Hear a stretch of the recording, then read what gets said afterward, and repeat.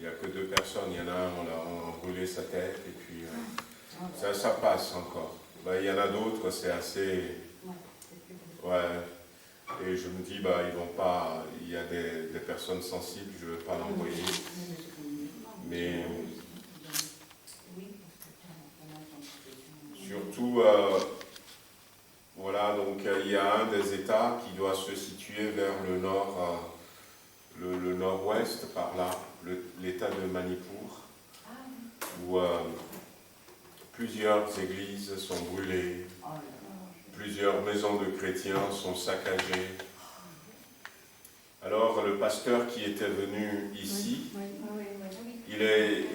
son État n'est pas touché, Andhra Pradesh, mais il y a quand même, parce qu'il nous a raconté un peu, pour ceux qui étaient là, et il recueille des enfants.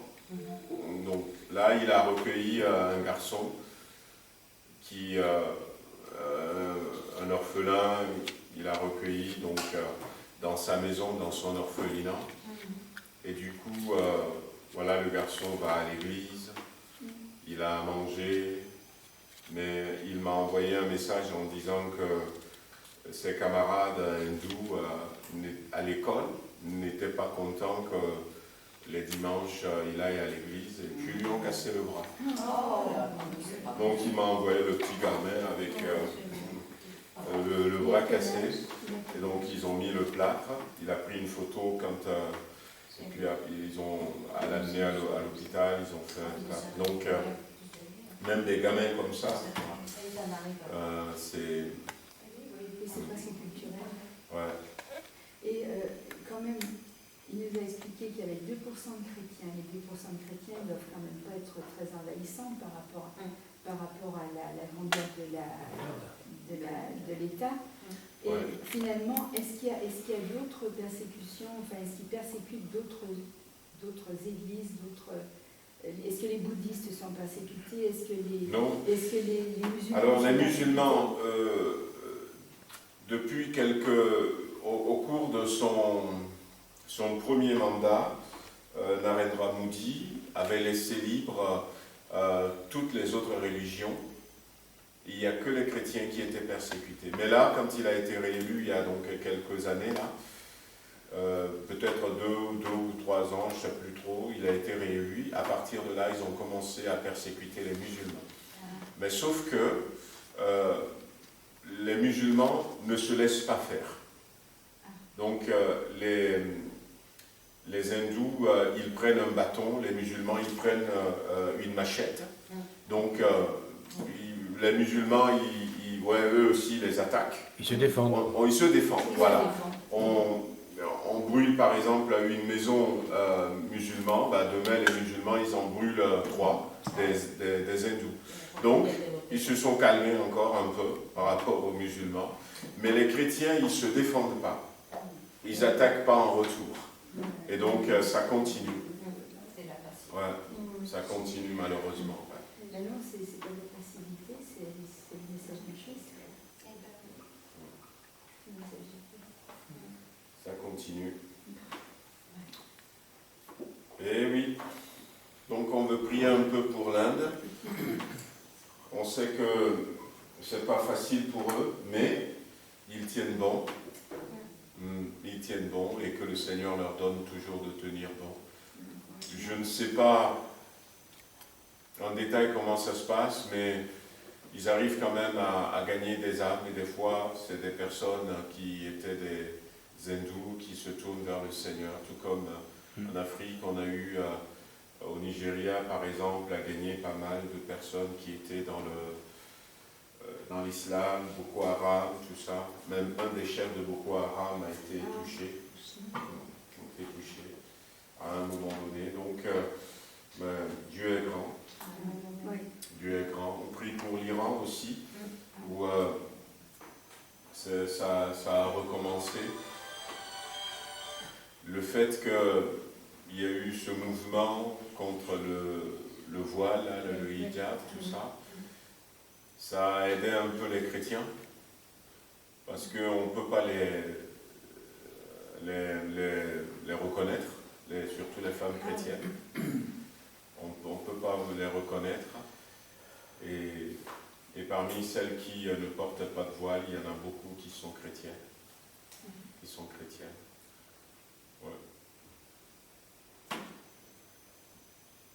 On a Germaine, donc la sœur à Jeannot, qui est malade, qui est à l'hôpital, hein, donc à Trévoux.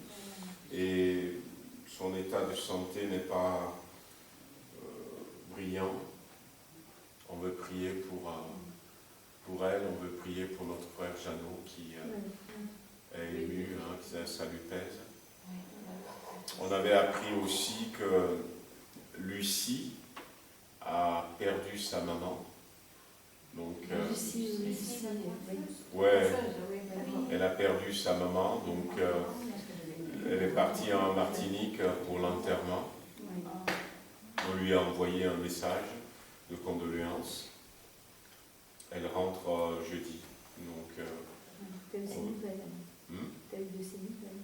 Oui, on a eu on a pu communiquer que par message WhatsApp parce que elle est pas. Je savais pas qu'elle était partie. Donc, quelques nouvelles.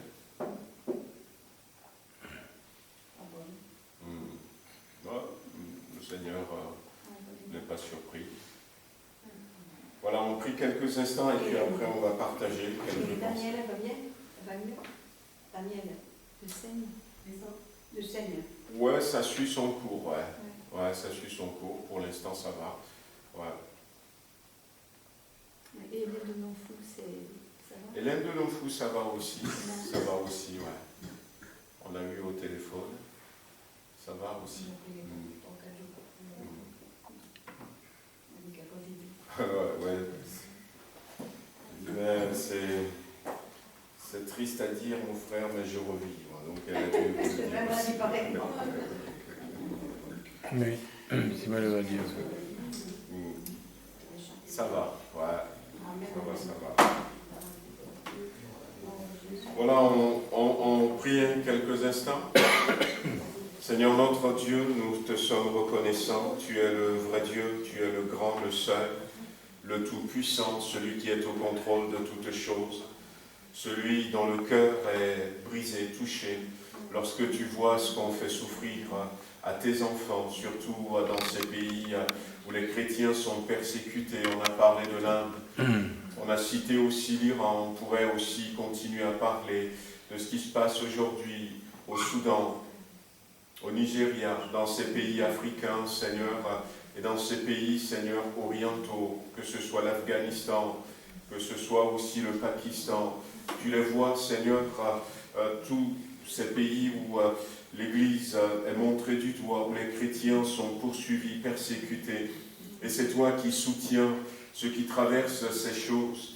Et des fois, quand on voit sur des images des personnes qui sont brûlées vives, des personnes qui sont frappées à mort, on se demande comment est-ce qu'ils peuvent supporter ces choses.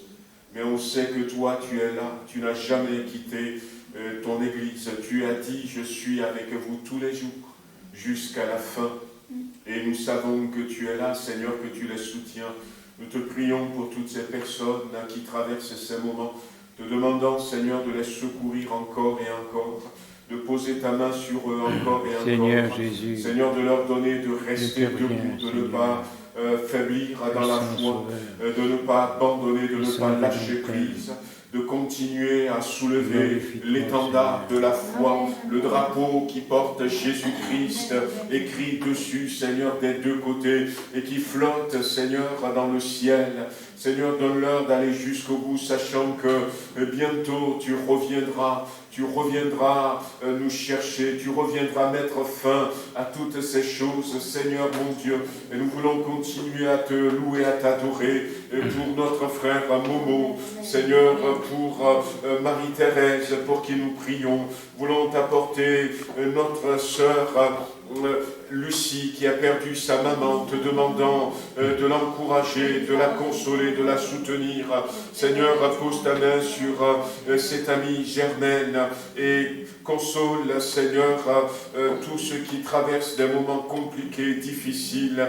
Viens poser ta main sur ceux qui ont besoin d'être relevés. Tu es ce Dieu présent au milieu de nous ce soir. Tu veux nous parler par ta parole. Tu veux nous toucher. Tu veux nous montrer, Seigneur, des choses cachées que nous ne connaissons pas, afin que nous puissions continuer à progresser avec toi. Louange et gloire à toi, dans le beau et précieux nom de Jésus-Christ. Amen, amen. Merci Jésus. Merci. Seigneur mon Dieu, sois loué et béni au milieu de nous. Nous savons que tu es Dieu, Seigneur, tu entends la prière de tes enfants. On prie les uns pour les autres, même pour ceux qu'on ne connaît pas, pour nos frères et nos sœurs, qui sont dans d'autres pays, Seigneur, où la persécution est à l'extrême. Nous savons qu'il se passe des choses, mais on ne les dit pas, on ne peut pas exactement voir comment les choses se font, mais c'est vrai que parfois c'est très difficile, Seigneur, et parfois même jusqu'à la mort, parce que tous ces gens qui sont contre toi quelque part, Seigneur, parce qu'ils ne veulent pas se soumettre, Seigneur, à toi, alors que tu es le Dieu de la vie de toute personne, de toute l'humanité, quelle que soit la race, Seigneur, la nationalité. Seigneur, tu es le Dieu de toute l'humanité, et nous savons que nous, ici à Villefranche, comme ailleurs, en France, Seigneur, on prie pour tous ces gens, Seigneur, ces frères et sœurs qui ont besoin de toi. Amen. Parce que nous savons que la vie est très dure, très difficile et à grand risque, Seigneur. C'est une persécution extrême, Seigneur, qu'on ne peut même pas décrier, Seigneur, alors que les choses se passent. Seigneur, encourage-les, viens leur apporter la foi nécessaire pour supporter et ne peut pas faire autrement que d'accepter. Parce que c'est la vie qui est comme ça, c'est ceux par lesquels ils sont gouvernés. Et Seigneur, toutes ces autorités, Seigneur, qui sont vraiment des gens, on pourrait presque dire pas des humains, parce que d'en arriver là, c'est inhumain. Mais voilà, et pourtant ça existe, et ça a toujours peut-être existé. Et de plus en plus, on reconnaît ces choses-là, et on peut prier pour eux. On ne connaît pas les noms, on ne sait pas, mais on sait que c'est des chrétiens comme nous, et qui ont besoin de ton soutien, de ton secours, de ton aide, Seigneur, et de ta grâce sur eux, pour les aider, Seigneur, à surmonter ces épreuves qui sont vraiment au-delà de tout ce qu'on peut espérer. Merci encore pour ta grâce, et bénis aussi nos frères et nos sœurs de l'Église, là où on se trouve, Seigneur, pour ceux qui ont besoin de toi. Bien sûr, n'oublie pas toujours, Seigneur, Maurice et Marie-Pierre, continue ton œuvre en eux, à la guérison, Seigneur, de les soutenir aussi, Seigneur. Amen. Par le décès de la sœur aussi de Maurice, Seigneur, là aussi, Seigneur, tu connais les difficultés. On sait qu'on ne peut pas échapper à ces choses, mais Seigneur, tu es là pour soutenir, encourager, fortifier, parce que ton esprit, Seigneur, est en nous, Seigneur, et tu nous donnes la force de pouvoir supporter les choses et de prier les uns pour les autres ensemble dans l'unité. Alors ce soir, merci de visiter tous nos frères et sœurs à Villefranche, comme à Tara, ceux qui ont besoin de toi, tu connais tous les noms, on pense bien sûr, le Lolo vient de les citer, le Jeannot pour sa sœur, et puis d'autres encore, bien sûr, à Tara. Amen. Chez nous aussi, Seigneur, on sait que la vie, c'est pas un long fleuve tranquille, parfois il y a des vagues, même des vagues énormes, et qui sont là pour nous faire chuter. Mais Seigneur, tu es avec nous, Seigneur, et nous te remercions, parce que nous comptons sur ta grâce, et ta grâce, elle est là, parce que tu es un Dieu fidèle, et que tu veux te manifester, montrer ta puissance et ta force, et ta volonté, Seigneur, d'agir dans les corps et dans les vies de chacun. Merci pour tout ce que tu vas faire, merci pour tout ce que tu es. Bénis ces instants que nous partageons devant toi. Ta parole va être annoncée, le Saint-Esprit s'en milieu de nous, et que tout soit fait selon ta volonté, à la gloire de ton nom, et au nom de Jésus. Amen. C'est par la foi, Seigneur, que nous savons que tu nous écoutes ce soir. Nous sommes conscients que dans les temps où nous vivons, nous croyons que nous devons redoubler d'efforts, redoubler de courage, redoubler de prière, redoubler d'intervention auprès de toi, multipliant les requêtes à ton égard pour que, Seigneur, dans ta grâce infinie, tu touches le cœur de ces persécuteurs qui n'hésitent pas à massacrer joyeusement, j'allais dire, peut-être en croyant un service à leur Dieu, à leurs idoles.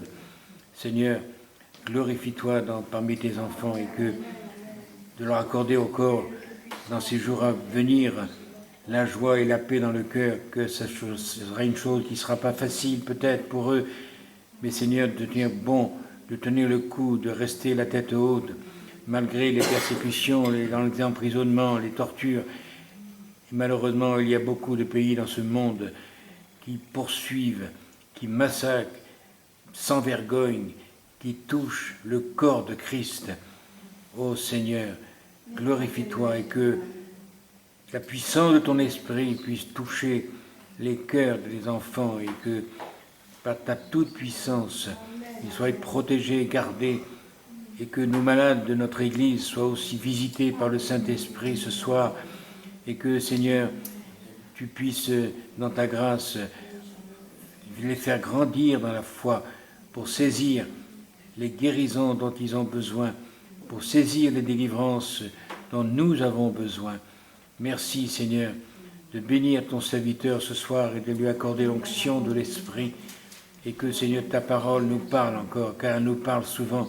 Souvent, nous sommes distraits, nous n'écoutons pas forcément, nous n'arrivons pas à enregistrer ce que tu nous dis et à comprendre le message, mais nous croyons que tu vas nous aider ce soir à comprendre et à mettre en pratique ta parole. Amen.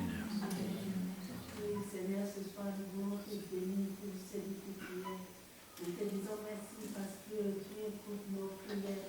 Merci pour les belles choses que tu as faites pendant Amen. Nous te disons merci pour la vie de Gigi.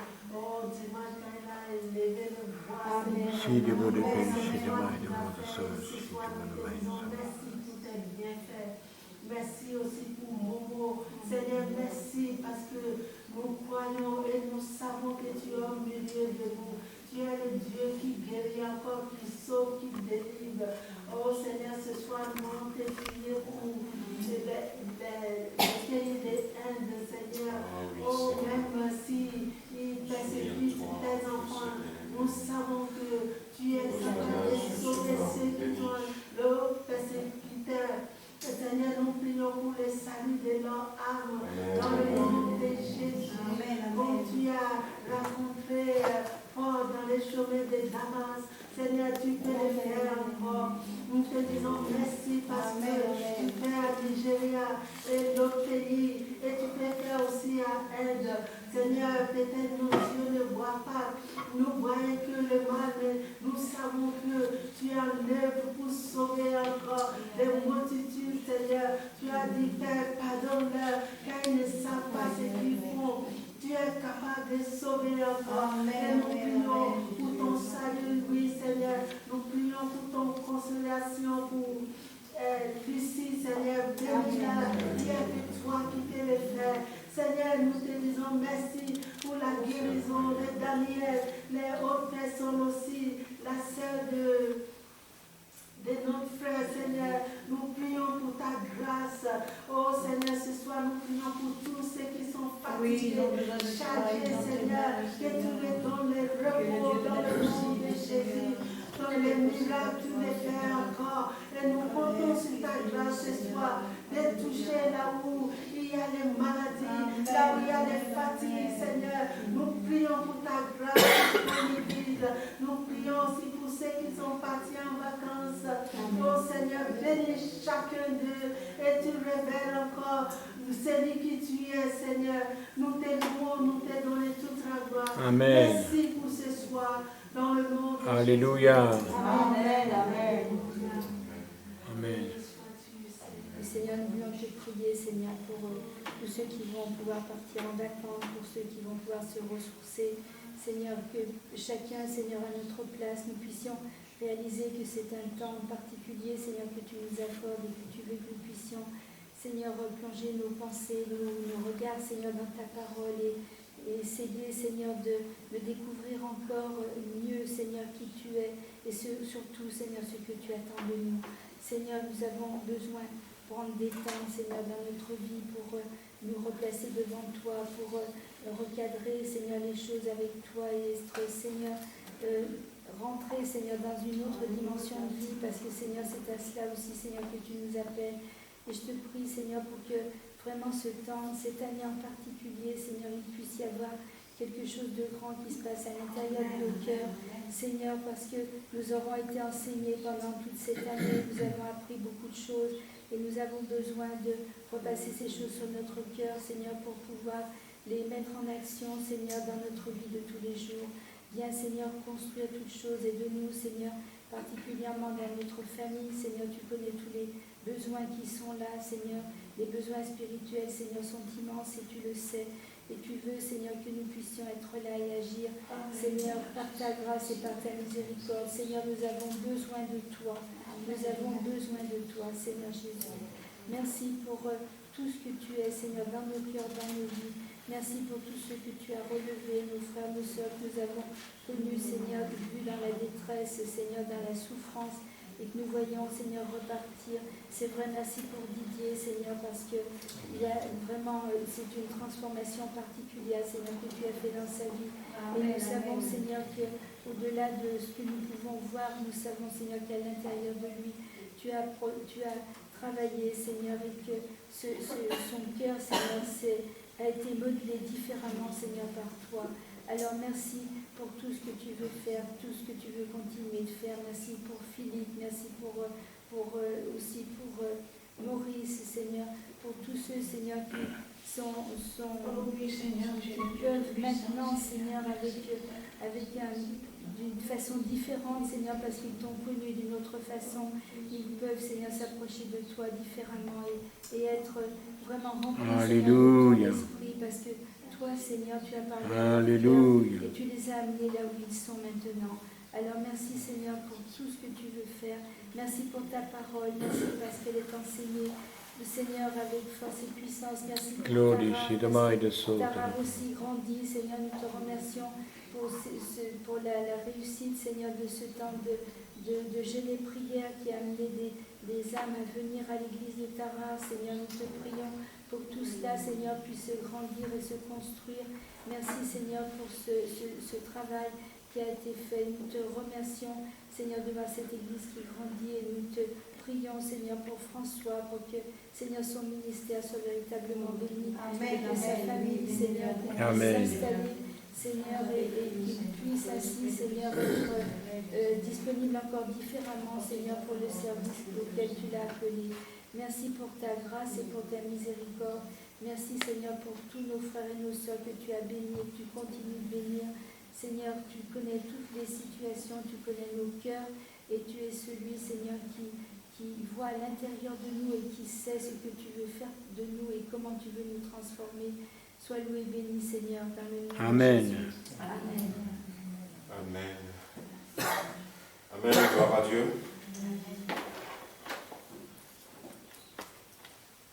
Alors, ce soir, j'aimerais partager avec nous les moyens que Dieu met à notre disposition pour être secouru. Les moyens de secours que nous avons. C'est bien d'avoir un échappatoire lorsque les choses sont compliquées. Pour revenir à l'Inde, il y a quelques années en arrière, il y avait un jeune garçon qui devait devenir un prêtre hindou parce qu'il fait partie de la caste supérieure. Et donc il a eu une éducation, en plus de l'éducation scolaire, il a eu une éducation religieuse. Et un jour, il rentre à la maison, il dit à sa maman, chaque fois quand il rentre, sa maman lui dit, qu'est-ce que tu as appris? Et alors il lui dit, on nous a parlé, il cite les divinités. Il y en a tellement, il y en avait 360 millions de divinités en Inde. Ouais. Chacune la sienne. Plus que la population de France. on est vraiment très loin. Donc il y en a tellement. Et puis un jour, il dit à sa maman, aujourd'hui on a parlé de ça, ça, ça. Et on a parlé aussi d'un Dieu qui s'appelle Jésus. Et là, sa maman, on ne sait pas si elle était chrétienne, si elle a été chrétienne, on ne sait pas. Et sa maman lui a dit, Ah ben ça, c'est un Dieu particulier, Jésus. Et le petit garçon lui dit, c'est quoi la particularité de ce Dieu? Et sa maman lui dit simplement, quand on est dans le besoin, quand on l'appelle, il répond. Il répond. Quand on a besoin de secours, et quand on l'appelle, il vient nous secourir. Et donc, le temps a passé, il a grandi un peu, il était au collège, au lycée, et puis il était mal aimé, peut-être parce qu'il était un peu orgueilleux, je ne sais pas, fait partie de la caste supérieure, et il s'était fait des ennemis. Alors il se disputait, donc il se querellait, tout ça. Mais c'est allé jusqu'au point où ces autres garçons qui lui en voulaient, lui ont tendu un piège dans la forêt et voulaient le tuer. Et donc il était tombé dans ce piège, quelqu'un l'a invité, tout ça, et puis il était tombé et puis le tabassait. Et là, quand il avait senti qu'il allait mourir, il a commencé à invoquer ses divinités. Mais rien ne se passait. Et puis il était presque inconscient, il s'était rappelé de ce que sa maman lui a dit. Et il a dit, Jésus, viens à mon secours. Et automatiquement, il y a un homme qui était apparu. Et cet homme a chassé tous les autres, les a frappés, et puis les a renvoyés. Et cet homme l'a porté, a pris soin de lui. Il l'a amené quelque part, a soigné ses blessures, tout ça. Il l'a laissé se reposer un peu. Après, il a conduit à la sortie de la forêt, là où les gens peuvent le récupérer pour l'amener à ses parents. Et puis l'homme est reparti. Pour vous dire que c'est bien d'avoir un secours. Alors il est devenu pasteur.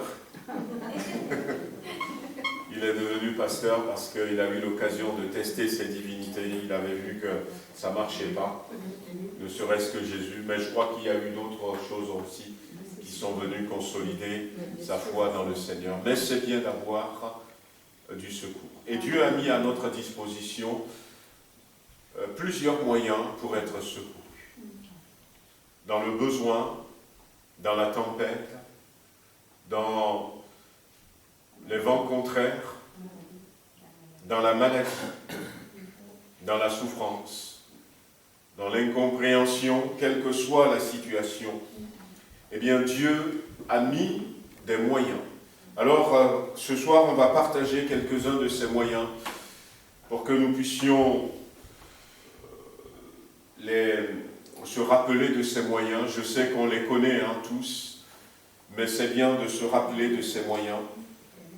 Alors, le premier moyen que Dieu met à notre disposition pour être secouru, c'est Dieu lui-même. C'est Dieu lui-même. On ne se rend pas compte, mais Dieu, je ne sais pas si je le dis comme ça, si c'est juste, mais Dieu est prêt à nous secourir. Il n'est pas certes à notre disposition, mais il est prêt à nous secourir. Il est tellement grand, c'est vrai, mais il est prêt à nous secourir. Quand nous sommes dans le besoin, dans la Bible, il y a le psaume 50, verset 15, et c'est Dieu qui s'adresse par la bouche de son serviteur Asaph à son peuple, et Dieu va dire ceci, « Invoque-moi au jour de la détresse. Je te délivrerai et tu me glorifieras. » Voyez-vous, donc, c'est Dieu qui le dit. Invoque-moi au jour de la détresse. Je vais me mettre là comme ça, vous allez bien voir. Voilà. Et invoque-moi au jour de la détresse. C'est comme s'il nous presse, il nous secoue, il nous dit, mais appelle-moi, appelle-moi. Et des fois, on n'ose pas. Un autre psaume, c'est le psaume 121, où le psalmiste va dire ceci, « Je lève les yeux vers les montagnes, d'où me viendra le secours. le secours me vient de Dieu qui a fait les cieux et la terre. D'où me viendra le secours? Le secours me viendra de Dieu. Et j'aime bien comment il a tourné même la phrase. C'est peut-être la traduction qui a fait comme ça, mais Dieu est prêt à nous secourir. En face de n'importe quelle montagne, nous pouvons l'invoquer, nous pouvons l'appeler, et il sera là pour nous. Tout à l'heure dans la prière, j'avais cité cette phrase qui dit « Voici, je suis avec vous tous les jours. » Tous les jours. Et la Bible nous dit dans le psaume 107, par exemple, qu'il y avait des gens qui ont invoqué Dieu. Et Dieu a répondu. Non pas une seule fois, non pas 2 fois, non pas 3 fois, mais Dieu a répondu à chaque fois. La Bible dit, quand un malheureux crie, l'Éternel l'entend et le délivre de toutes ses détresses. Le psaume 91 va dire ceci: « Celui qui demeure sous l'abri du Très-Haut repose à l'ombre du Tout-Puissant. Je dis à l'Éternel, mon refuge, ma forteresse, mon Dieu en qui je me confie, car c'est lui, car c'est Dieu qui te délivre du filet de l'oiseleur. » Et là, c'est le piège de la vie, de la peste, de ses ravages, de la contamination, des maladies, des épidémies, des pandémies. Et la Bible dit que Dieu est là pour nous, comme un refuge. Donc, on peut se confier en Dieu. Sachons-le, quand ça ne va pas, eh bien, ne paniquons pas, ne restons pas la bouche fermée, nous pouvons l'appeler au secours. Et on peut l'appeler au secours, quel que soit le besoin. Quel que soit le besoin. Il est là pour nous. Il nous aime jusqu'à ce point. La Bible dira, et je crois que c'est à raison que la Bible va le dire, heureuse la nation dont l'Éternel est le Dieu. Pourquoi? Parce que, et la Bible ira même jusqu'à dire, heureux l'homme qui place en Dieu sa confiance, parce que Dieu est là pour nous. Il est là tout le temps pour nous. On peut lui faire confiance. On ne le connaît pas assez. On pense, des fois on fait le lien avec nos propres parents. Des fois on fait le lien avec ce que les autres disent. On pense que c'est un Dieu qui punit, qui punit, qui punit, qui punit. C'est vrai que quand on regarde dans l'Ancien Testament, il y a une certaine rigueur. On voit une certaine sévérité de la part de l'Éternel. Mais c'est important que Dieu nous fasse passer par là pour nous montrer comment le péché est dangereux, comment le péché peut détruire le cœur de l'homme. Mais lorsque la Bible dit « personne n'a jamais vu Dieu », mais le Fils, Jésus-Christ, est venu du ciel pour nous révéler Dieu, la Bible dira « il est venu nous révéler le Père ». Il est venu nous révéler le Père. Et c'est pour ça que certains n'ont pas compris. On pensait que Jésus allait venir avec une armée, tout ça. Certains pensaient qu'il allait condamner les pécheurs, tout ça. Mais non. C'est un père, un papa. Un papa. Et comme je l'avais dit la dernière fois, lorsque un jour, le moment sera venu et que nous irons au ciel, nous allons retrouver notre époux dans le ciel, mais nous allons retrouver aussi notre papa. Nous allons retrouver notre papa. La Bible dit que c'est lui qui nous a fait. C'est lui qui nous a créés. Nous lui appartenons. Nous sommes le peuple de son pâturage. Et je vous avais dit que c'est pour ça que la Bible va utiliser le verbe racheter. Non pas le verbe acheter, mais racheter. Acheter à nouveau quelque chose que j'avais avant et que je n'ai plus. Nous étions à lui. Il est notre Père. Nous allons le retrouver. Donc, le premier moyen, c'est Dieu. Nous pouvons l'invoquer. Le deuxième moyen que Dieu met à notre disposition, c'est sa parole. C'est la parole de Dieu. La parole de Dieu est un moyen efficace pour trouver du secours. Lorsque nous traversons des moments compliqués, des moments difficiles, prenons la parole de Dieu. Prenons la parole de Dieu. Et lorsque nous prenons la parole de Dieu, et Dieu qui nous voit et qui sait que nous avons pris sa parole pour trouver du secours, va nous guider, va nous conduire. Et il va nous parler au travers de sa parole. Dieu parle par sa parole. Et lorsque nous lisons la parole de Dieu, les choses qui sont cachées, eh bien, se mettent à nu. L'ombre disparaît et tout est clair pour nous. La Bible dira, ta parole est une lumière.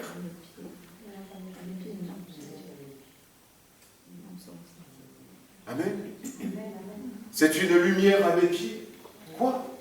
À l'époque, quand on disait ça, c'est une lampe sur le chantier. C'est comme des poteaux qui éclairent le chemin. Avant, c'était des chemins, ce n'était pas aussi large que les rues même que nous avons aujourd'hui. Et puis, il y avait la brousse, il y avait le pré, il faut marcher. Et des fois, quand on est surpris par la nuit, on ne sait pas, il y avait des bêtes féroces. Un lion avait tué un prophète dans la Bible. Samson a tué un lion. Il y avait des bêtes sauvages partout. Mais la Bible dit que la parole de Dieu nous éclaire. La parole de Dieu nous montre le chemin. La Bible est un trésor que Dieu nous a donné. Et comme je le dis des fois, ne pensez pas que ce n'est pas un livre d'actualité. Ne pensez pas que c'est un livre qui est dépassé. Et la Bible est beaucoup plus efficace, excusez-moi de le dire, que les coachs qu'on peut nous donner aujourd'hui. Elle est beaucoup plus efficace. Des fois, nous n'allons peut-être pas trouver la réponse tout de suite, mais persévérons, et continuons de la lire. Et des fois, il y a même, on se dit, je connais la Bible. Je l'ai déjà lue. Mais relisons-la. Et ce verset que nous connaissons peut-être par cœur. Venez à moi, vous tous qui êtes fatigués et chargés, je vous donnerai du repos.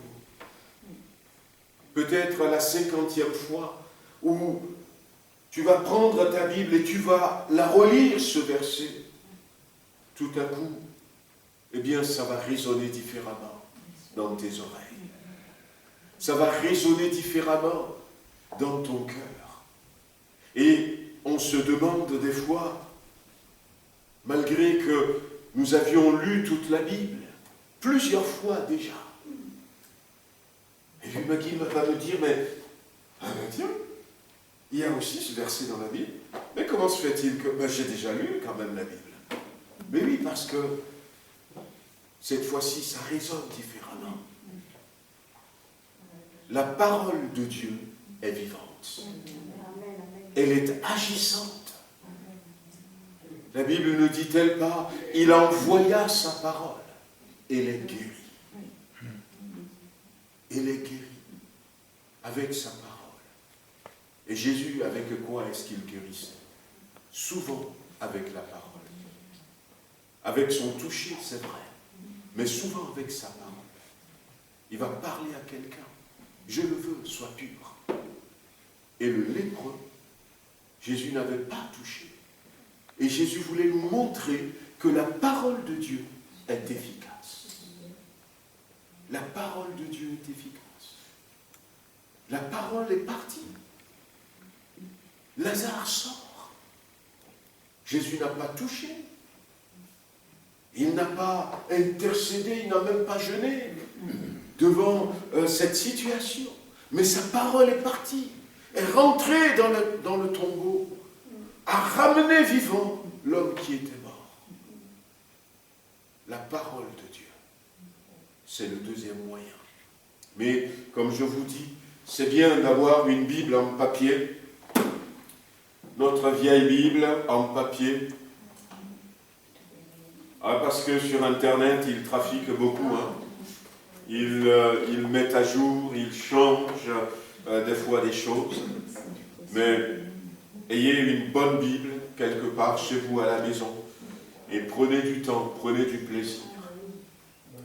Et ce qui est le plus dans la lecture de la parole de Dieu, c'est une nourriture pour notre âme. Quand nous avons soif, nous buvons de l'eau. Quand il fait chaud, on nous conseille de boire de l'eau, un peu plus souvent. Attention, de l'eau.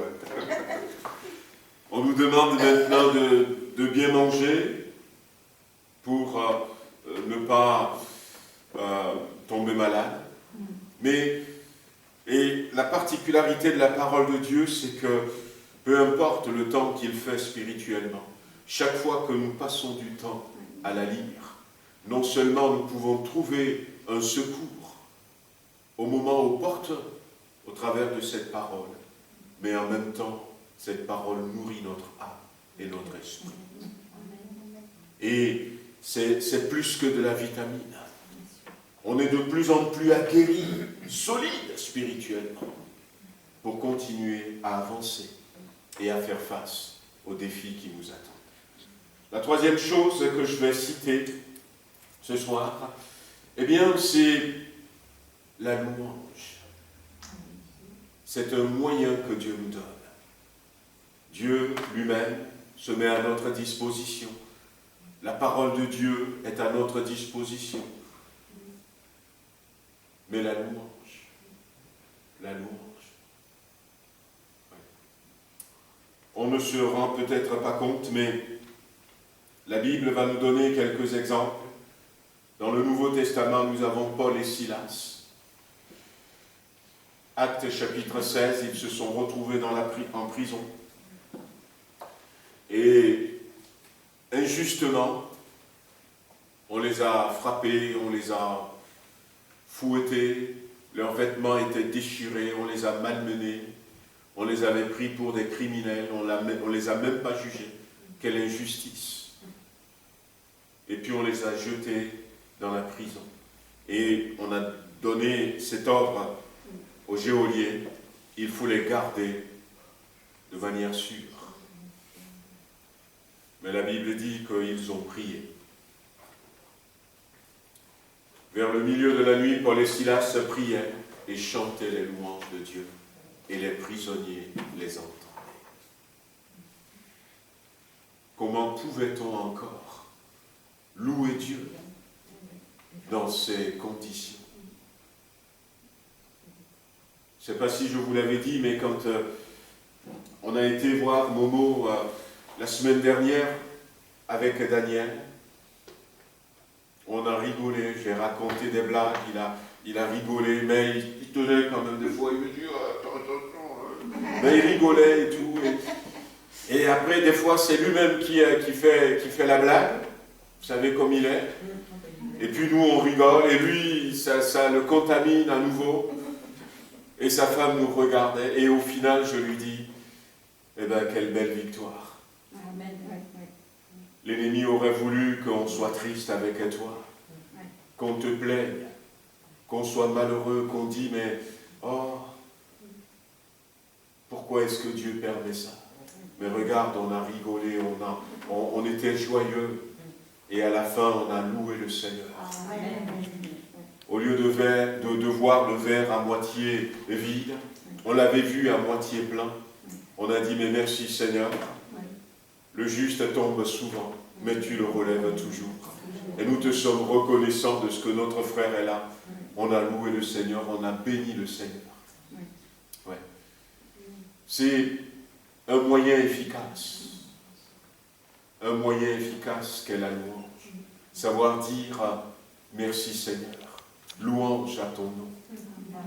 La Bible dit que lorsque Job avait tout perdu, il a perdu ses 10 enfants qui sont morts le même jour.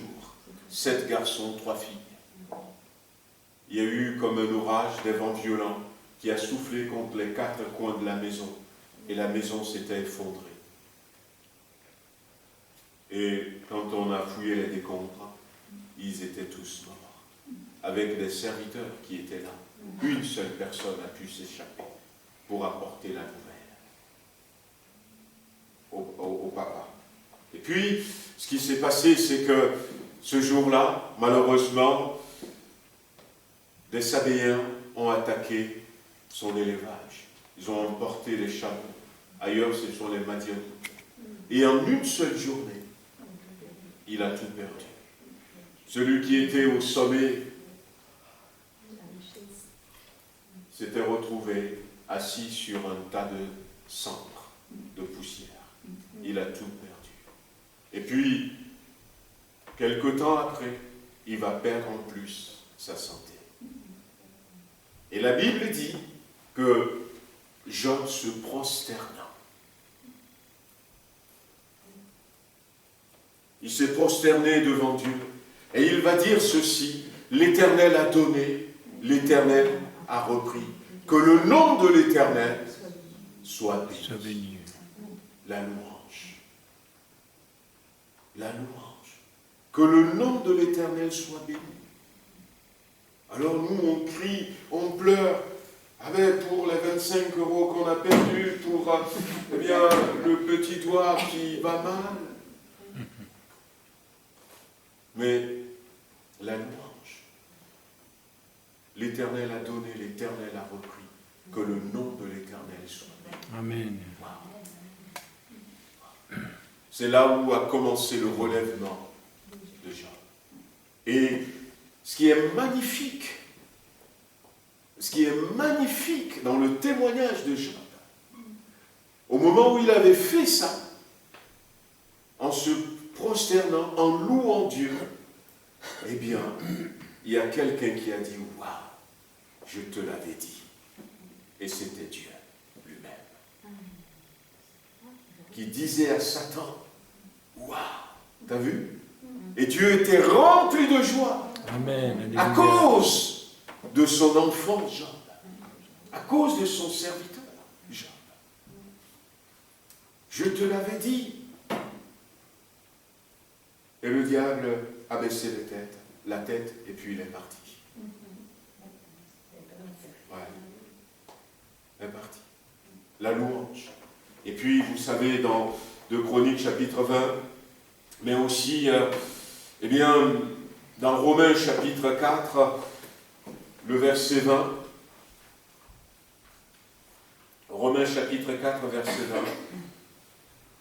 Où là, l'apôtre Paul nous dit simplement que Abraham ne douta pas par incrédulité au sujet de la promesse de Dieu, mais il fut fortifié par la foi, donnant gloire à Dieu.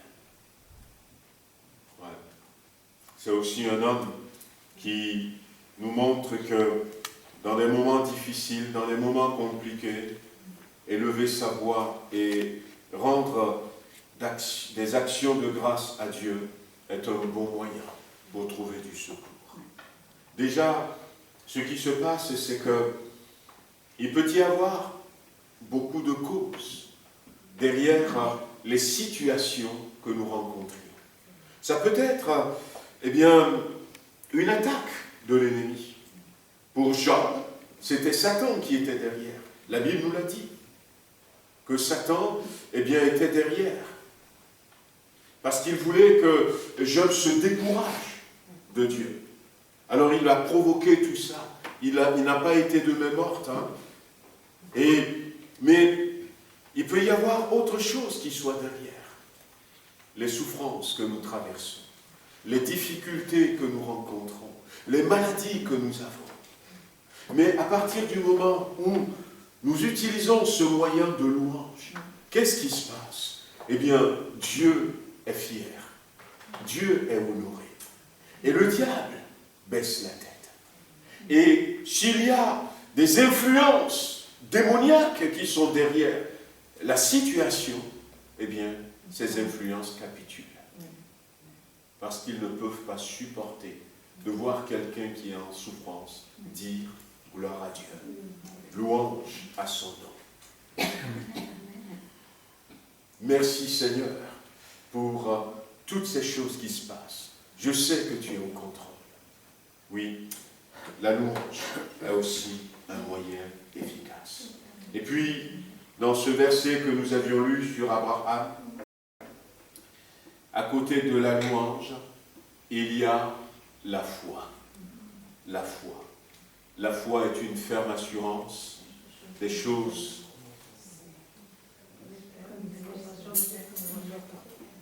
C'est ça. Une ferme assurance des choses qu'on espère, mais une démonstration de ce que nous ne voyons pas. Une démonstration de ce que nous ne voyons pas.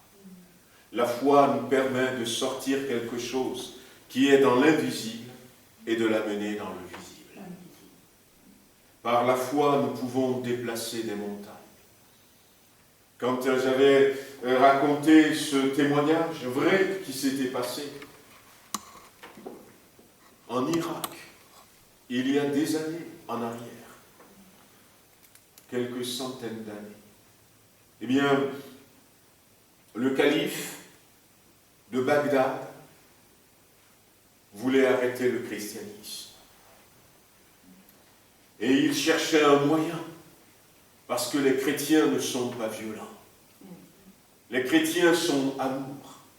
Les chrétiens sont paix, sont joie. Puis, il a trouvé un moyen dans la Bible.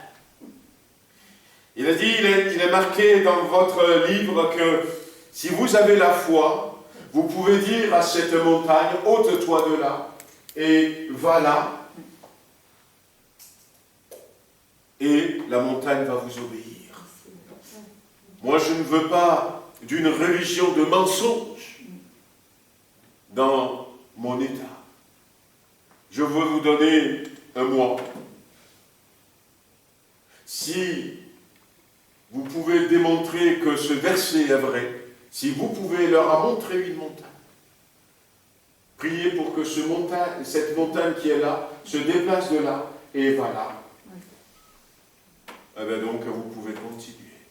Sinon, on ferme toutes les églises.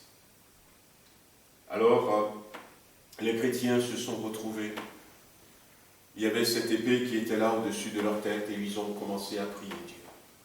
En disant, Seigneur, Seigneur, comment on va faire? Secours-nous. Nous savons que ta parole est vraie. Même si la montagne ne se déplace pas. Mais ta parole est vraie. Tu es capable de déplacer cette montagne. Un jour, 2 jours, 3 jours. Une semaine est passée. Les jours continuent de passer. Ils ont compris en voyant un peu comme dans le temps d'Esther. Les autres commençaient à se préparer pour saccager les églises. En disant, Seigneur, il faut que cette parole s'accomplisse. Alors Dieu, au cours d'un moment de prière, va leur montrer un cordonnier chrétien. Il va dire, eh bien, le jour où ça va s'arrêter, le délai va finir, allez là-bas et que le cordonnier prie, demande à ce que la montagne se déplace. Et puis, ils ont continué de prier. Puis le délai est arrivé à terme et ils sont venus, le calife était là. Et ils ont dit à ce calife, vous savez quoi? Eh bien, même si la montagne ne se déplace pas, la parole de Dieu est vraie. et nous n'allons pas abandonner Jésus-Christ. Mais pour te prouver que la parole de Dieu est vraie, eh bien, on va demander à la montagne de se déplacer.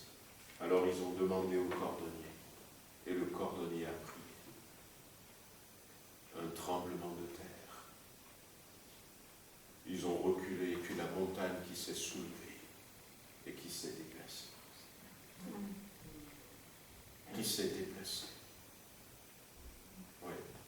Les journaux n'en parlent pas beaucoup trop de ces choses, parce que c'est pour dire que la Bible est vraie, mais sachez que, eh bien, chacun de nous a une mesure de foi. Romains chapitre 12, verset 3. Chacun de nous a une mesure de foi. Lorsque nous venons à Dieu, lorsque nous laissons le Saint-Esprit nous éclairer et nous faire comprendre que nous avons besoin de Jésus et que nous nous abandonnons à lui, Dieu va nous donner une mesure de foi. Mais Dieu nous donne toujours une mesure de foi suffisante pour faire face à toutes les montagnes que nous pouvons rencontrer sur le chemin où il nous a placés. Nous pouvons utiliser la foi que Dieu nous a donnée. La foi que Dieu avait donnée à l'apôtre Paul est différente de la foi que Dieu m'a donnée. Et la mesure de foi que Dieu m'a donnée est différente de la mesure de foi que Dieu a donnée à notre sœur Corinne. Dieu nous a donné une mesure de foi. Il sait quels sont les défis qui sont devant nous. Il sait quels sont les obstacles que nous allons rencontrer, puisqu'il a vu notre parcours. Il a vu le chemin sur lequel nous sommes. Il nous a vus dès le départ jusqu'à la fin. Il sait partout où nous allons passer. Et comme je dis souvent, il a vu le film du début jusqu'à la fin, avant d'écrire le scénario. Et du coup, il connaît tous les détails. Et il a donné à chacun d'entre nous la foi, la mesure de foi nécessaire pour que nous puissions faire face à un moyen efficace. Un moyen efficace que Dieu nous a donné. Dieu lui-même, en parlant de Dieu, je peux parler de Jésus. Les disciples ont dit, Seigneur, Seigneur, nous périssons. Et puis Jésus s'est levé. La Bible dit que, eh bien, le Saint-Esprit, Dieu, on peut associer Jésus, le Saint-Esprit, ils sont à notre j'ai envie de dire disposition, mais ils sont là pour nous secourir. On peut demander leur secours, leur aide. Et puis la parole de Dieu, en deuxième position. Et puis après la louange. Louange et gloire à notre Dieu. Vous devez pleurer, disait quelqu'un un jour. Et il n'en revenait pas. Il était furieux. Ça se passait dans l'Empire romain, où beaucoup de chrétiens ont été tués, martyrisés. Et puis certains, surtout quand ils sont des rivaux par rapport à des positions dans l'Empire, et qu'ils apprennent que l'autre est devenu chrétien, alors il veut, je vais te montrer et tout. Et puis le chrétien qui va au bûcher en louant Dieu. Et l'autre était furieux. Et des fois, finalement, c'est lui qui meurt même de crise cardiaque avant le chrétien qui l'a condamné. Parce que l'autre, il est en train de louer le Seigneur. Quelle belle victoire. En train de louer le Seigneur. Et puis notre foi, frères et sœurs, amis qui êtes là, Dieu nous a donné une mesure de foi. Alors je ne sais pas les détails de ce que vous vivez en ce moment, mais on a tous ces moyens. Même si nous on n'est pas là, si un frère n'est pas là, si une sœur n'est pas là, individuellement on peut utiliser ces moyens. On peut demander à ce que les problèmes disparaissent. Et les problèmes disparaîtront. C'est des moyens efficaces que Dieu nous a donnés. Amen. On va baisser les têtes, on va prier. Seigneur notre Dieu, nous voulons te remercier. La Bible dit que tu as ton regard constamment sur ceux qui sont à toi. Et tu n'attends qu'une seule chose, que nous puissions t'invoquer. Invoque-moi au jour de la détresse. Je te délivrerai et tu me glorifieras. Donne-nous, Seigneur, de t'invoquer. Apprends-nous à t'invoquer. Même si on a des solutions qui paraissent être des solutions toutes faites, apprends-nous d'abord à nous tourner vers toi. Apprends-nous aussi, Seigneur, à faire confiance à ta parole. Jésus est la parole de Dieu. Donne-nous, Seigneur, de faire confiance à ta parole. Donne-nous ce cœur qui te loue, malgré les difficultés. Et nous verrons des jougs se briser, des forteresses se briser tout autour de nous. Et nous verrons même des maladies s'enfuir. Nous verrons des montagnes se déplacer, simplement parce que nous passons du temps à te louer. Donne-nous aussi de réaliser que tu nous as donné une mesure de foi suffisante, oui, suffisante, pour que nous puissions continuer à avancer, quelles que soient les situations, quels que soient les obstacles, parce que tu nous connais, parce que tu sais ce que nous allons traverser.